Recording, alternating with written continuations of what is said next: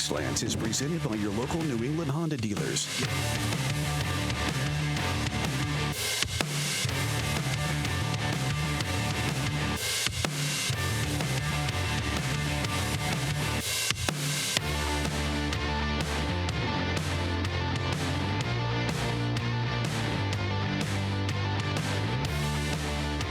Hey, what's up? Everybody's here, huh?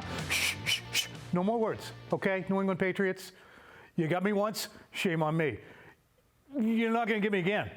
Stop talking about you guys aren't a bad team. Stop making me say that you're a good team. Patriots are 3-7 in their last 10 games going back to last November. The 2 wins came against the Cardinals and the Dolphins, both without their starting quarterbacks. The other one's against the hapless Jets on a punt return touchdown by Marcus Jones in the buzzer. It's not good. It's kind of bad. They fell behind 22-0 to the Bengals on Christmas Eve. They fell behind 7-0 to the Bills after the opening kickoff in the season finale. They fell behind 16-0 to the Eagles. They fell behind 17-3 to Miami. In every one of those games, the Patriots did enough to make it look okay at the end. But that was deodorant, the masks, and all too familiar smell.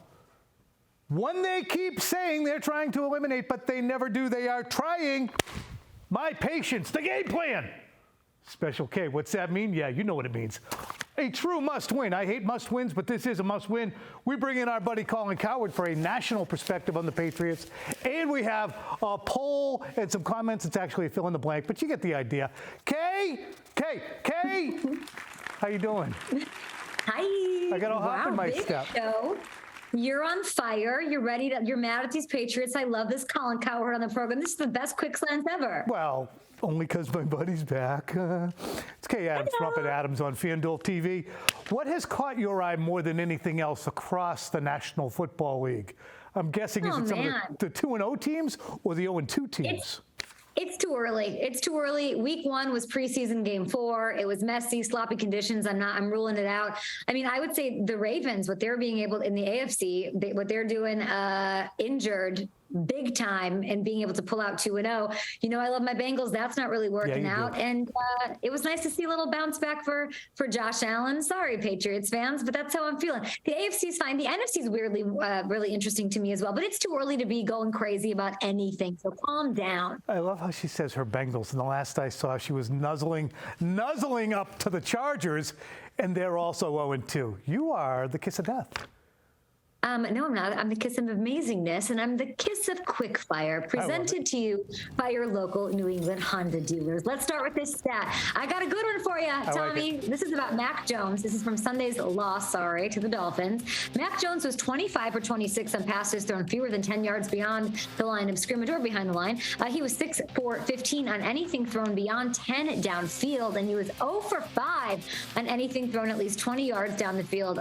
Short game specialist? Yeah, it's weird because I think a lot of people immediately look at Mac and maybe the lack of velocity he can put on a ball and say he can't throw deep. I've sat there at training camp practices. I've seen the downfield balls. He throws a soft, gentle, nicely falling ball. It's like an autumn leaf. The problem is separation. They just don't get any. And when they do throw deep, there's usually a lot of company for the players downfield. So I really don't hold Mac responsible for any of that. That's me.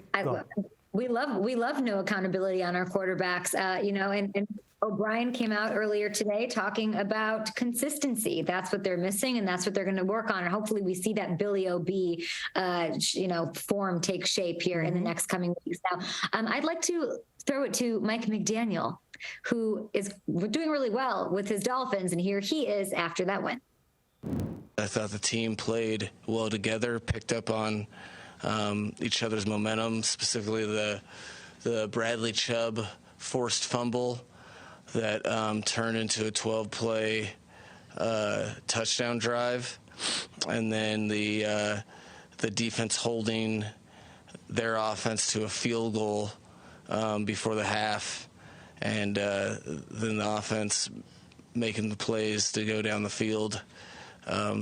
I think those are the biggest points in the game, and I told the guys in the locker room that they're going to feel like it didn't need to be a nail-biter, and that happens a ton. You're fortunate to get the win in that learning process.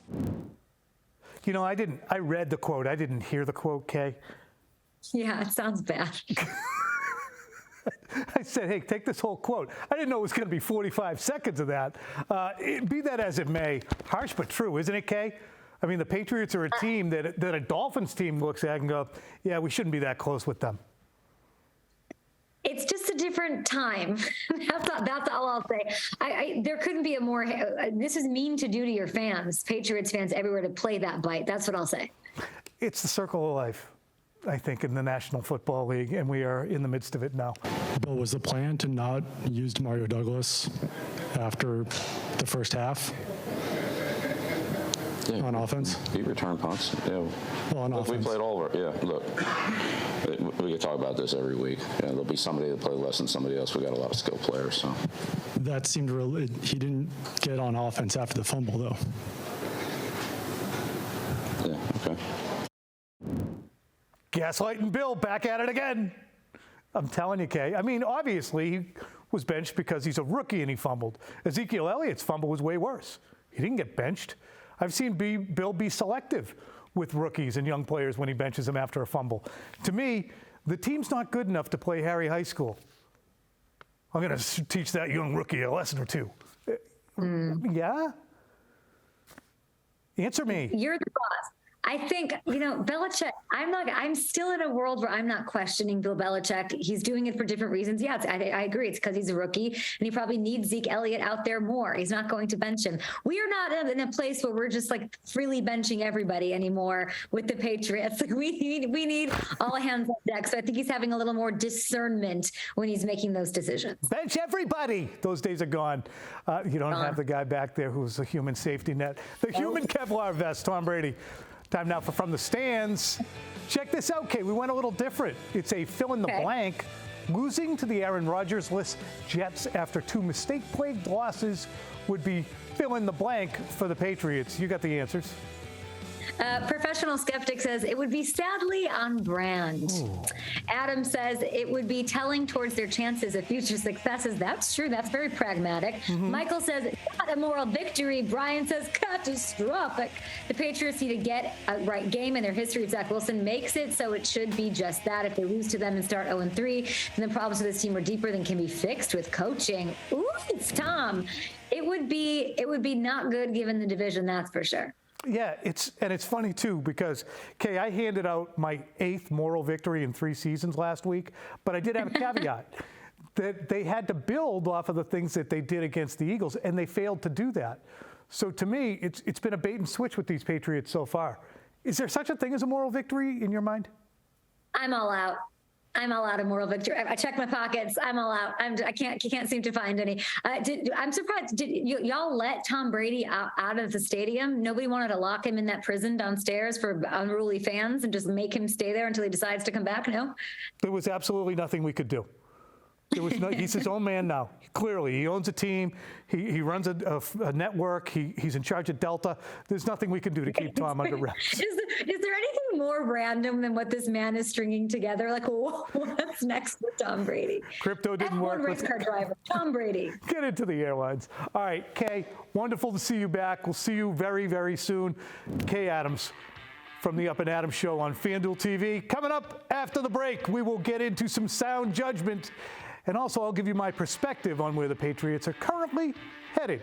Growth Potential, brought to you by Dr. Matthew Lopresti. Look younger, feel younger, get your hair back with Leonard Hair Transplant Associates. You know what the Patriots could stand to grow? Their early game production. First 10 games of 2022. You believe that? They scored 15 combined points. That's like 1.5. Well, so far this year, fewer games, 0 points scored, and they've allowed 19. Time now for my slant, ladies and gentlemen. Watch out! And I was very, very encouraged last week after the loss to the Eagles. So encouraged that I wrote this. I guess you can't judge, I'm quoting me, a moral victory in the immediate aftermath. You have to see what's done with the momentum. But I think most of us know a bad team when we see it, even if the record says they are, quote, good, like last year's Patriots when they were 5-4. And I know a good team when I see it, even if their record is 0-1. My inference was the Patriots are a good team. All they had to do was clean some stuff up. And of course they would. They'd tighten the screws and get back to Patriots football and being a Bill Belichick coach team. Last year was an aberration. They would be a team that didn't beat itself and everything that follows with it. After Sunday, I feel duped. Hoodwinked. A recipient of flimflammery. They've been outscored 33-3 to start the last 2 games, and that's not good. And that's not how good teams operate. How many furious, fruitless comebacks do I have to see before I realize that all these comebacks are just a mirage? Look, I understand Matt Judon's motivation on Sunday night. Matthew? Well, I know we lost. I know it looks bad. You 2-0, you start 2-0, but it's not a bad team. So don't get to asking those type of questions. We're going to speak matter of fact, but I don't think we're about to hang our head up here or in the locker room. Yeah, I agree. You're not a bad team, but the results are bad and the starts are bad, and hence we get to a point where we say you are where your record says you are. And I don't always buy that. I didn't last year when the Patriots got above 500. I didn't think they were that great. I was right. And I think this team is better than a try-hard doormat that teams are going to walk over on a weekly basis because they just don't have enough in the tank. But they weren't close to beating Miami or Philly. They were close to extending the game, and then they found a way to blow it, like they did with Cincy, like they did with Vegas or the Vikings. The Patriots can say they aren't a bad team, but they're going to need some tangible proof in the win-loss column that they're the opposite of bad, that they're good. And they need it immediately, like Sunday at MetLife Stadium, where Lavernius Coles has the Patriots circled. And he's got a bib on, waiting for them to show up and chew. All right, Bill O'Brien, Patriots offensive coordinator, was terrific today. We had him on a conference call, and he went over several things that we need to visit with him relative to where the Patriots offense is headed. Situational football, Bill, how's it looking? Obviously, we spent a lot of time on how we want to open the game. We spent a lot of time on situational football. At times, we've played situationally well, like at the end of the first half against Philly. You know, that drive was a really good drive. But then there's other times, obviously, at the end of games where we've been inconsistent. I think we're all in that together trying to solve that issue. We got to solve it quickly, obviously. I think they can. I think when they have their offensive line out there and they get the reps that are necessary with Onwenu and Strange, and maybe Calvin Anderson can kick it in a little bit and Trent Brown's back, I think they could do all of those things. But again, how long does it take, and what's the record by the time they hit the ground running? Speaking of running, Bill O'Brien on the running game, which has flagged in the first 2 weeks. We have to improve the running game. There's no doubt about that. I think that starts with us as a coaching staff. We have to do a better job with what we believe we're going to see and then what we actually see on game day. I think the players, they'll continue to work very hard. You know, like some guys, like you said, have been out for a while and are just getting back in. And I think you'll see improvement in run blocking and pass blocking. That's what I'm talking about. That's exactly what I think is going to happen. But again, we knew this was going to be a difficult stretch. And I guess really the bitch of it is you did have, if you showed up and didn't commit the errors that are self-inflicted, a chance to steal one of these 2 games. And now it's 0-2, and, you know, the Jets isn't a layup. And certainly Dallas won't be either. There's some easier games coming up, but each team presents problems for a middling team like the Patriots. So when you're close, when you have a self-inflicted wound and you bleed out from it, that's not helpful if you're mediocre. The Patriots are that right now, and they got to score more points, right, Bill? You know, we move the ball, we get the ball, you know, inside the 20-yard line. And, you know, I think we've got the ball inside the 20 or maybe the 30-yard line like 6 times and have come away with no points. Like, we can't do that anymore. We have to come away with points. Mind-blowing stat coming up to start the C block in our interview with Colin Cowherd on the Patriots and their point-scoring woes. But to me, if you look at the Patriots and what they're trying to do, last year they struggled to get to 20, okay? Struggled to get to 20 without help from special teams or their defense. They should be able to look in the mirror with a straight face and say, we can do it. Meanwhile, they got elite corners to see again this week. They had Xavier Howard last week. This week they got Sauce Gardner. Here's O'Brien on those guys. It's very important to understand the personnel that you're going against. And like in those two examples, those are two of the best cornerbacks in the league. And, we have to do a good job of making sure we have the right people, lined up across from those guys. We have to do a good job of making sure that we're running the right routes, that we believe are good against those type of players, which really aren't that many. Yeah, it's still a learning process. There's no doubt about that. And I look at this group and look, Devontae Parker's not a top-tier X-receiver in the NFL. I think Kendrick Bourne's a very good player, but he's a 2 and certainly a decent 2. And I think around the offense, you have different weapons. Hunter Henry is probably a top 10 tight end. Mike Gesicki has relevance. All of those things are present. Once they get the blocking and once they get used to each other, they can start putting up points. But as I pointed out before, with that points, the point is, if you don't get enough points, things will end up being pointless down the stretch. All right, coming up tomorrow night, we got the game plan with Disco Tommy Giles. We'll have the latest from Foxborough as the Patriots get ready to visit the Jets. Game plan is presented by your local New England Honda dealers. Coming up after the break, we'll bring in Colin Cowherd for a national perspective on the Patriots. Really interesting to hear some of his takes on a New England team he follows closely.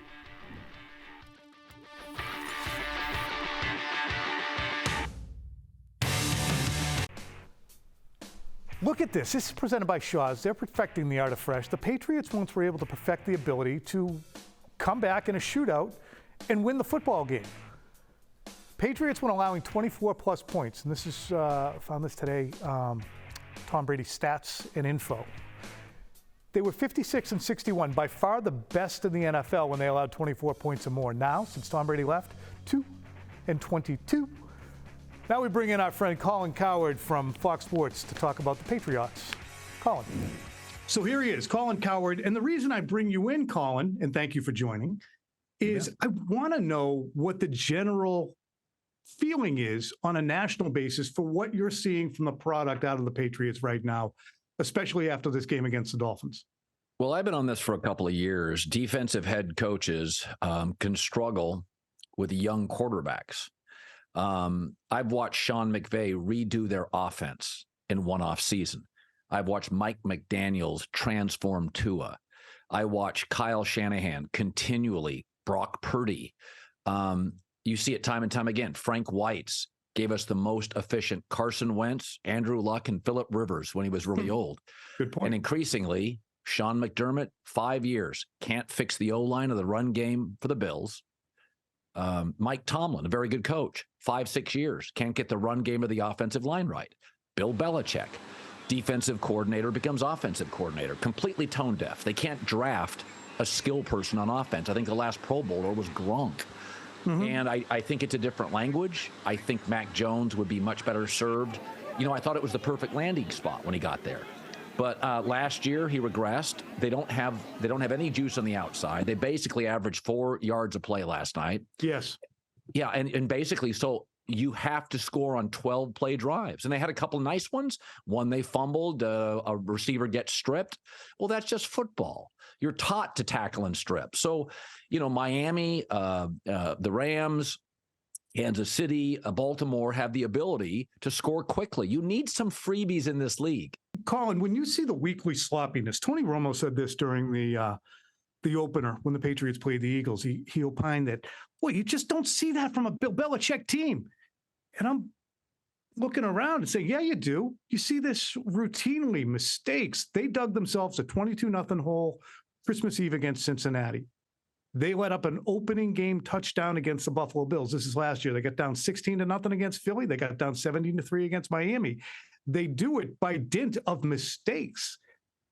It's as if this Bill Belichick and patriotic sensibility is an apparition at this point because they're kind of institutionally and situationally not very bright. Yeah, I would, it's interesting. Brady covered a lot of ills. They were, when I lived in the New England area and still go back often, I never thought they were the most talented team. I thought the Ravens often came into Foxborough with more talent. The Steelers, the Colts, sometimes Denver, some NFC teams. I always thought they were most They were smarter. The left-footed punter. They never fumbled. And they just stay close, and they'd always win those Sunday night, Monday night games at Foxborough with a razzle-dazzle late third, big turnover. And I think a lot of the offensive miscues, Tom is arguably the greatest pre-snap quarterback in the history of the game. And Tom got this team out of trouble.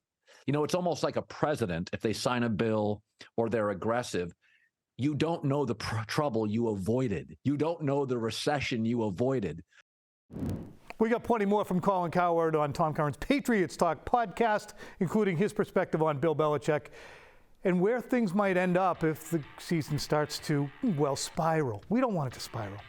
We want to have some happy news. We want to be able to You want happy? Trainings's coming up in like 4 seconds. Always happy.